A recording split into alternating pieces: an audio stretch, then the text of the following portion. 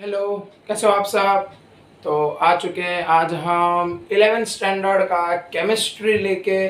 और आज का हमारा टॉपिक का नाम है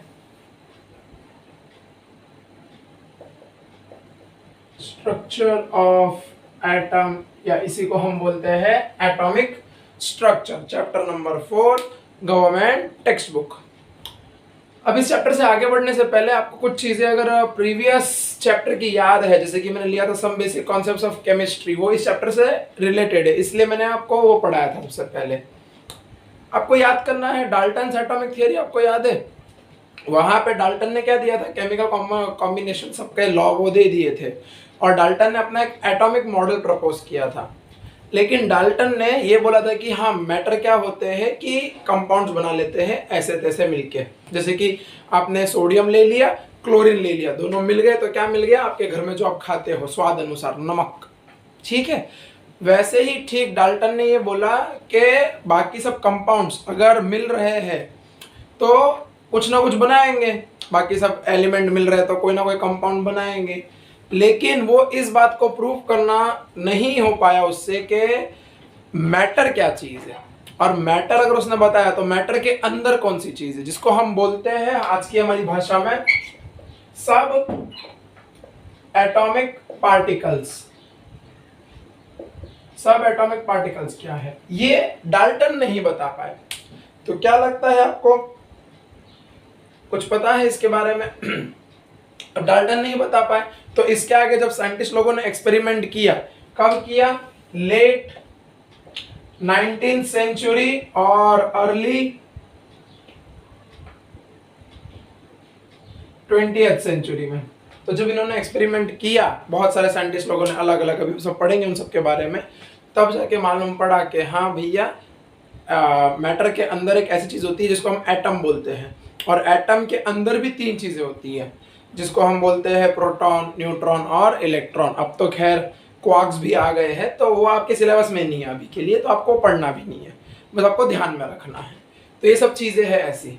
अब यही सब चीजों को लेके जब आगे बढ़ेंगे हम, तो आपको ध्यान रखना है इस चैप्टर के आप प्रॉपर नोट्स बना लो, इस चैप्टर के आप प्रॉपर रिवीजन करते रहो time to time.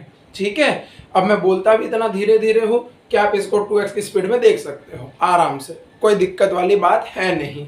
2x 1.5x आपको जैसे अच्छा लगे वैसा, लेकिन कर लेना ध्यान से, बिकॉज ये चैप्टर इंपॉर्टेंट है आपके 11th standard point of view से।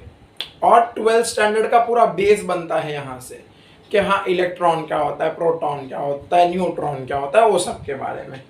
अब आगे जब चर्चा चालू कर रहे हैं हम, तो आज हमारा होगा ये फर्स्ट लेक्चर। इसमें हम मेनली सारे मॉडल के बारे में बात करेंगे, कैथोड रे मॉडल, या फिर J Thomson model, Rutherford model, फिर जेम्स चैडविक का मॉडल, ये सब चीज़ों के बारे में चर्चा करना चाहेंगे हम। चलिए, पेन कॉपी निकालो और नोट्स बनाना चालू कर दो। शुरू करते हैं, ऐसा मेरे गुरु कहते थे हमेशा, पेन कॉपी निकाल लो और नोट्स बनाना शुरू कर दो। आइए, सबसे पहले जो टॉपिक हमें पढ़ना है वो पढ़ना है सब एटॉमिक पार्टिकल्स, जिनको हम कहते हैं इलेक्ट्रॉन, प्रोटॉन और न्यूट्रॉन। ये 3 चीजों के बारे में पढ़ना है। अब ये चीजें होती क्या है, इलेक्ट्रॉन क्या होता है, प्रोटॉन क्या होता है, न्यूट्रॉन क्या होता है, इनकी प्रॉपर्टीज क्या होती है, ये सब चीजें 10वीं में तो ठीक है, मोटे मोटे रूप में हम सब सुने हुए रहते हैं, नहीं सुना है तो आज सुन लेंगे हम, कोई दिक्कत वाली बात है नहीं। अब ऐसा तो है नहीं कि ये तीनों के तीनों पार्टिकल उड़ के आ चुके रहेंगे, ये तीनों की एक्चुअल में हुई थी डिस्कवरी। ठीक है, अलग अलग साइंटिस्ट ने अलग अलग खोज की थी। जो हमारा थॉमसन भाई साहब है, उन्होंने खोज की थी इलेक्ट्रॉन की, रुदरफोर्ड ने खोज की थी प्रोटॉन की, और जेम्स चैडविक ने खोज की थी न्यूट्रॉन की। ये तो आपको पता रहेगा तो अच्छी बात है, नहीं पता तो आज हम पढ़ेंगे उनके बारे में विस्तार में। तो सबसे पहले देख लेते हैं इनकी प्रॉपर्टी क्या क्या है। तो अगर मैं यहाँ पे लिखूं इलेक्ट्रॉन, प्रोटॉन और न्यूट्रॉन,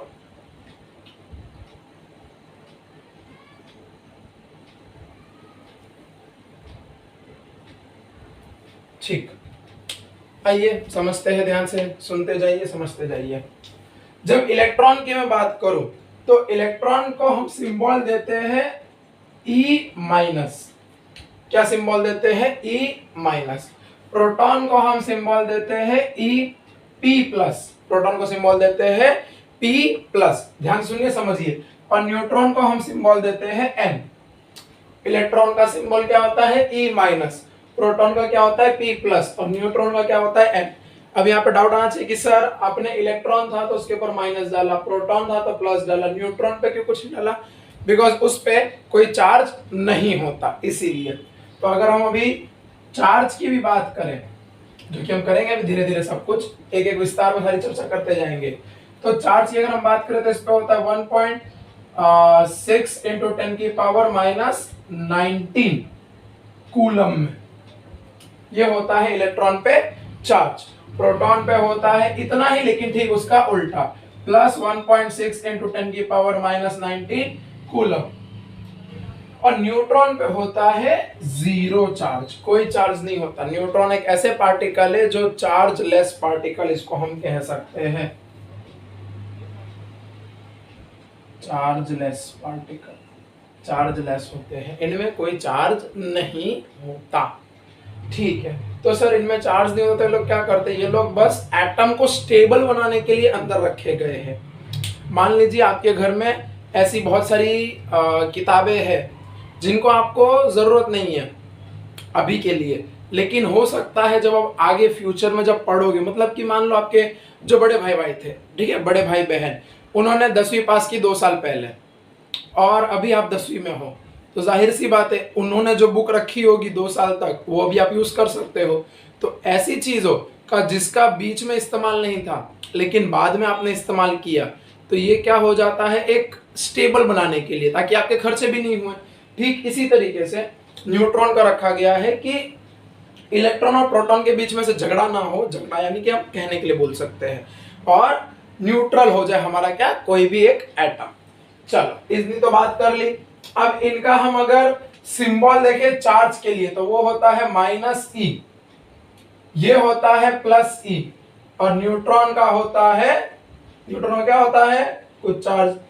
अब देखो न्यूट्रॉन का कोई चार्ज नहीं होता, इसीलिए उसका कोई सिंबल भी नहीं होता। इलेक्ट्रॉन का चार्ज होता है नेगेटिव में, इसके लिए उधर पे माइनस ई लिखा है। प्रोटॉन का चार्ज होता है पॉजिटिव में, इसलिए यहाँ पे प्लस ई लिखा। और न्यूट्रॉन पे कोई चार्ज नहीं होता, तो उस पर यहाँ पे कोई हम लोग लिखते भी नहीं, उनका कोई सिंबल होता भी नहीं है। मास की अगर हम बात करें तो इलेक्ट्रॉन का मास कितना होता है? किसी को आइडिया है? पता है? जी हाँ, सही, 9.1 × 10 की पावर माइनस 31 kg। इतना होता है मास। और इनका मास अब किसी को पता है? प्रोटॉन और न्यूट्रॉन का। तो प्रोटॉन और न्यूट्रॉन का मास होता है 1.6 × 10 की पावर 27, 1.6 × 10 की पावर माइनस 27 kg। और इनका भी होता है 1.6 × 10 की पावर माइनस 27 kg। अब यहाँ पे ये बात आती है कि सर फर्क क्या है? देखो लोगों को ना अक्सर ये समझ में नहीं आता, तो मैं आपको एकदम सिंपल भाषा में समझाने की कोशिश करता हूँ। आप सबको ये लग रहा होगा कि हाँ -31, बाप रे इतना वजन तो है, फिर भी आप कैसे कह रहे हो कि मतलब इतना कम है? मैं अभी तक कहा नहीं, लेकिन अभी मैं कह रहा हूँ कि जो हमारा प्रोटॉन होता है या जो इलेक्ट्रॉन होता है, इलेक्ट्रॉन, उसका जो मास होता है वो होता है नेग्लिजिबल।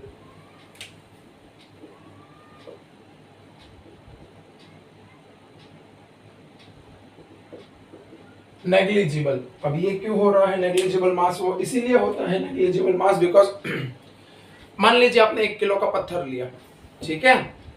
अब वो 1 किलो के पत्थर को आप 10 टुकड़े करो। कितने टुकड़े करो? 10 टुकड़े। क्या बोला मैंने? 1 किलो का पत्थर लिया, उसके 10 टुकड़े करो। अब उनमें से जो एक टुकड़ा रहेगा वो होगा 10 की पावर -1। कितना होगा? 10 की पावर -1। अब वो एक टुकड़ा लो 10 की पावर -1 वाला, उसके 10 टुकड़े करो, उसके 10 टुकड़े करो। उसमें से जो एक पत्थर निकल के आएगा वो होगा 10 की पावर -2। अब वो एक लो पीस और उसके 10 करो, तो वो हो जाएगा 10 की पावर -3। अब वो एक लो -3, उसके 10 टुकड़े करो, तो 10 की पावर -4। ऐसे करते जाओ करते जाओ करते जाओ करते जाओ, कितनी एकदम छोटी सी वैल्यू निकल के आएगी। और कहाँ तक करना है, 10⁻31 तक, इतनी इधर तक जाओ तो आप देखोगे एकदम ही मतलब कुछ नहीं मिलेगा, एकदम ही नेग्लिजिबल चीज मिलेगी। इसीलिए कहा जाता है कि इलेक्ट्रॉन का मास कैसा होता है, नेग्लिजिबल होता है एज कंपेयर टू प्रोटॉन और न्यूट्रॉन। देखो अगर हम इन दोनों को कंपेयर करें तो ये 27 है और यहाँ पे पावर में 31 है। इसका मतलब हम ऐसे भी समझ सकते हैं कि 1/10⁻31 है और ये क्या है, 1/10⁻27 है। मतलब कि यहाँ पे 1 के आगे 31 जीरो और यहाँ पे 1 के आगे 27 जीरोस। अब इन दोनों में किस में ज्यादा जीरोस है, जाहिर सी बात है इसमें है। तो आपने ये न्यूमरेटर डिनोमिनेटर वाला खेल सुना रहेगा कि जिसका डिनोमिनेटर बड़ा होता है उसका आंसर छोटा आता है। तो जाहिर सी बात है ये बड़ा हो जाएगा, जिसका डिनोमिनेटर बड़ा होता है उसका ओवरऑल आंसर क्या होता है, छोटा आता है एज कंपेयर टू दिस। देखने के लिए ऐसा देख लो कि 31 है और पावर में यहाँ पे 27, यानी कितना आगे आ पा रहा है, 27, 28, 29, 30, 31, चार कितना है यूनिट, 10, 100, 1000, 1000 का फर्क आ रहा है, 1000 केजी का, 1000 केजी का फर्क आ रहा है इन दोनों में। तो एज कंपेयर टू प्रोटॉन और न्यूट्रॉन, इलेक्ट्रॉन का मास क्या होता है, नेग्लिजिबल होता है। ठीक है, गया पक्का। चलो आगे बढ़ते हुए अभी हम लोग, इतनी बातें बतानी थी, आप ये नोट डाउन कर लीजिए। इतना टेबल आपको इतना याद करना है, आपके टेस्ट बुक में को पता है दे रखा है ज्यादा, लेकिन आप तो इतना ही कर लो तो बहुत बड़ी बात है। ठीक है, बिकॉज इसी में से क्वेश्चन बना के पूछता है वो, कर लीजिए नोट।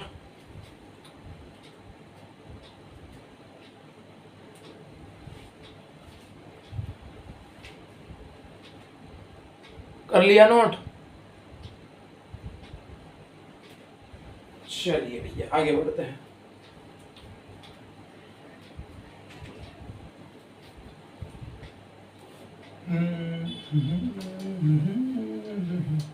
अब हम चलते हैं मॉडल्स की तरफ।